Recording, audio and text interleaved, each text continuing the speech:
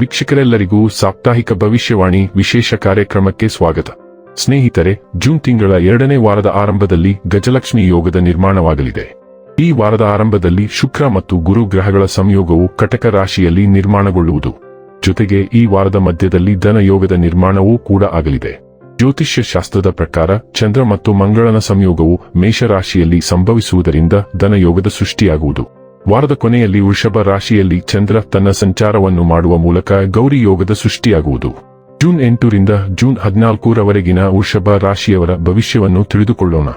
ಈ ವಾರ ವೃಷಭ ರಾಶಿಯವರ ಫಲಾಫಲಗಳೇನು, ಗ್ರಹಗತಿಗಳು ಹೇಗಿರಲಿವೆ, ಕೌಟುಂಬಿಕ ಸಾಮಾಜಿಕ ಜೀವನ ಹಾಗೂ ವ್ಯಾಪಾರ ವಹಿವಾಟು ಹೇಗೆ ನಡೆಯಲಿದೆ, ಅಲ್ಲದೆ ಯಾವೆಲ್ಲ ಸಮಸ್ಯೆಗಳು ನಿಮ್ಮನ್ನು ಈ ಸಾಪ್ತಾಹಿಕದಲ್ಲಿ ಕಾಡಲಿವೆ, ಅವುಗಳಿಗೆ ಪರಿಹಾರಗಳೇನು ಎಂಬುದನ್ನು ತಿಳಿಯಲು ಈ ವಿಡಿಯೋವನ್ನು ಸಂಪೂರ್ಣವಾಗಿ ವೀಕ್ಷಿಸಿ.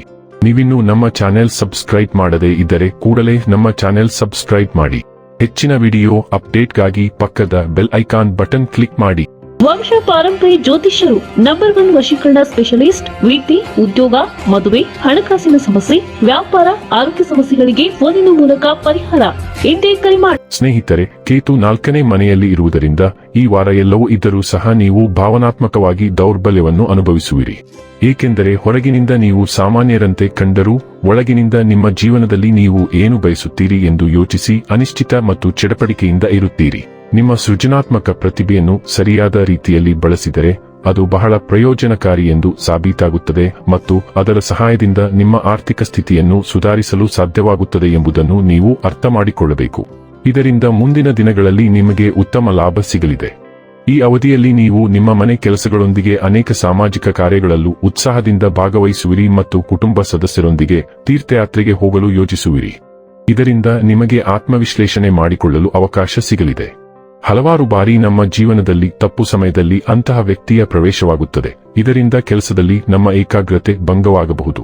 ಆ ಸಮಯದಲ್ಲಿ ನಾವು ಇಷ್ಟವಿಲ್ಲದಿದ್ದರೂ ಯಾವುದೇ ಕೆಲಸವನ್ನು ಸಮಯಕ್ಕೆ ಸರಿಯಾಗಿ ಪೂರ್ಣಗೊಳಿಸಲು ಅಸಮರ್ಥರಾಗುತ್ತೇವೆ.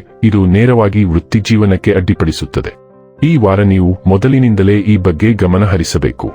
ಈ ವಾರ ಅನೇಕ ವಿದ್ಯಾರ್ಥಿಗಳ ಮನಸ್ಸಿನಲ್ಲಿ ವಿದೇಶಕ್ಕೆ ಹೋಗಿ ಉನ್ನತ ವ್ಯಾಸಂಗ ಮಾಡುವ ಇಚ್ಛೆ ಜಾಗೃತವಾಗಬಹುದು. ಆದಾಗ್ಯೂ ನಿಮ್ಮ ಈ ಇಚ್ಛೆಯ ಬಗ್ಗೆ ನಿಮ್ಮ ಮನೆಯವರೊಂದಿಗೆ ಮಾತನಾಡುವ ಮೊದಲು ಈ ಬಗ್ಗೆ ನೀವು ಮೊದಲು ಎಲ್ಲಾ ರೀತಿಯಲ್ಲೂ ಖಚಿತಪಡಿಸಿಕೊಳ್ಳುವ ಅಗತ್ಯವಿದೆ. ಇದಕ್ಕಾಗಿ ಪ್ರಯತ್ನಿಸುತ್ತಾ ಈ ಬಗ್ಗೆ ಎಲ್ಲಾ ರೀತಿಯ ಮಾಹಿತಿಗಳನ್ನು ಸಂಗ್ರಹಿಸಿ.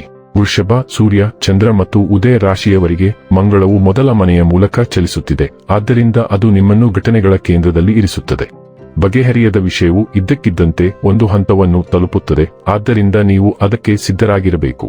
ಅದು ವೈಯಕ್ತಿಕ ಅಥವಾ ವೃತ್ತಿಪರವಾಗಿರಬಹುದು. ನಿಮ್ಮ ಕೂದಲಿನ ಶೈಲಿ ನೋಟವನ್ನು ಬದಲಾಯಿಸುವುದು ಅಥವಾ ಸಾಮಾಜಿಕ ಮಾಧ್ಯಮ ಪುಟಗಳಲ್ಲಿ ನಿಮ್ಮ ಪ್ರೊಫೈಲ್ ಅನ್ನು ನವೀಕರಿಸುವಂತಹ ಕೆಲವು ವೈಯಕ್ತಿಕ ಯೋಜನೆಗಳು ಇರುತ್ತವೆ.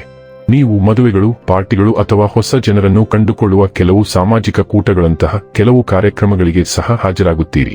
ವೈಯಕ್ತಿಕ ಬಿಡುಗಡೆ, ಅರ್ಜಿ ಅಥವಾ ವೃತ್ತಿಪರ ನಡೆಯಂತಹ ಹೊಸ ಕಾರ್ಯಕ್ರಮಗಳು ಸಹ ನಡೆಯುತ್ತವೆ. ಮಿಥುನ ರಾಶಿಯಲ್ಲಿ ಸೂರ್ಯ ಬೆಳಗುತ್ತಿದ್ದಾನೆ. ಆದ್ದರಿಂದ ನೀವು ಹೆಚ್ಚಿನ ಹಣವನ್ನು ಗಳಿಸಲು ವಿವಿಧ ವಿಧಾನಗಳ ಬಗ್ಗೆ ಯೋಚಿಸುತ್ತೀರಿ. ಅಂದರೆ ನೀವು ಹೊಸ ಉದ್ಯಮವನ್ನು ಪ್ರಾರಂಭಿಸಲು ಅಥವಾ ಉದ್ಯೋಗವನ್ನು ಹುಡುಕಲು ಪ್ರಯತ್ನಿಸುತ್ತೀರಿ. ಹಣಕಾಸಿನ ವಿಷಯಗಳಿಗೆ ಸಂಬಂಧಿಸಿದಂತೆ ಗಮನಾರ್ಹ ಬೆಳವಣಿಗೆಗಳು ಕಂಡುಬರುತ್ತವೆ ಮತ್ತು ಹೆಚ್ಚಿನ ಹಣವನ್ನು ಗಳಿಸುವ ಅಗತ್ಯವನ್ನು ನೀವು ಅರಿತುಕೊಳ್ಳುತ್ತೀರಿ. ನೀವು ಕೆಲವು ಅಮೂಲ್ಯವಾದ ವಸ್ತುವನ್ನು ಖರೀದಿಸುತ್ತೀರಿ. ಆದರೆ ದಯವಿಟ್ಟು ಅದನ್ನು ಖರೀದಿಸುವ ಮೊದಲು 2 ಬಾರಿ ಯೋಚಿಸಿ. ಅದು ಅಗತ್ಯವೇ ಎಂದು ಯೋಚಿಸಿ.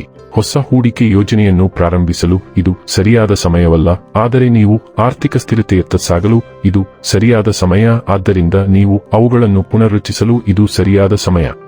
ಈ ವಾರ ಅತ್ಯಂತ ಕಾರ್ಯನಿರತವಾಗಿರಲಿದೆ, ಏಕೆಂದರೆ ಬುಧ ಮತ್ತು ಶುಕ್ರ 3ನೇ ಮನೆಯ ಮೂಲಕ ಚಲಿಸುತ್ತಿದ್ದಾರೆ. ಆದ್ದರಿಂದ ನಿಮಗೆ ಬಹಳಷ್ಟು ಚಲನೆಗಳು ಇರುತ್ತವೆ.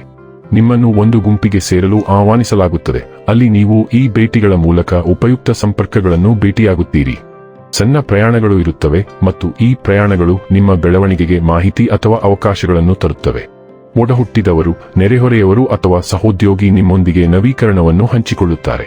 ಈ ಸಂಚಾರವು ಬೋಧನೆ, ಧರ್ಮೋಪದೇಶ ಮತ್ತು ಸಮಾಲೋಚನೆಯಂತಹ ಸಂವಹನ ಆಧಾರಿತ ಕ್ಷೇತ್ರದಿಂದ ಬಹಳಷ್ಟು ಕೆಲಸವನ್ನು ತರುತ್ತದೆ. ಒಟ್ಟಾರೆಯಾಗಿ ಇದು ತುಂಬಾ ಉತ್ಪಾದಕ ವಾರವಾಗಿರುತ್ತದೆ. ಇನ್ನು ಕೊನೆಯದಾಗಿ ಮಾಡಿಕೊಳ್ಳಬೇಕಾದ ಉಪಾಯಗಳ ಕುರಿತು ನೋಡುವುದಾದರೆ, ಚಂದ್ರನನ್ನು ಬಲಗೊಳಿಸಲು ಬೆಳ್ಳಿಯ ನಾಣ್ಯವನ್ನು ನಿಮ್ಮೊಂದಿಗೆ ಇರಿಸಿಕೊಳ್ಳಿ. ಬೆಳ್ಳಿಯು ನಿಮಗೆ ಶುಭ ಫಲವನ್ನು ನೀಡುವುದು, ಹಾಗೆ ನಿಮ್ಮ ಸ್ವಭಾವದಲ್ಲಿ ಶಾಂತಿ ನೆಲೆಸುವುದು.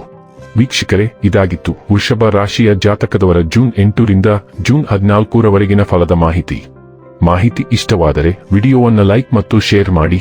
ಹಾಗೆ ಚಾನೆಲ್ ಸಬ್ಸ್ಕ್ರೈಬ್ ಮಾಡುವುದರ ಜೊತೆಗೆ ನಿರಂತರ ವಿಡಿಯೋ ಅಪ್ಡೇಟ್ಸ್ಗಳಿಗಾಗಿ ಪಕ್ಕದ ಬೆಲ್ ಐಕಾನ್ ಕ್ಲಿಕ್ ಮಾಡಿ.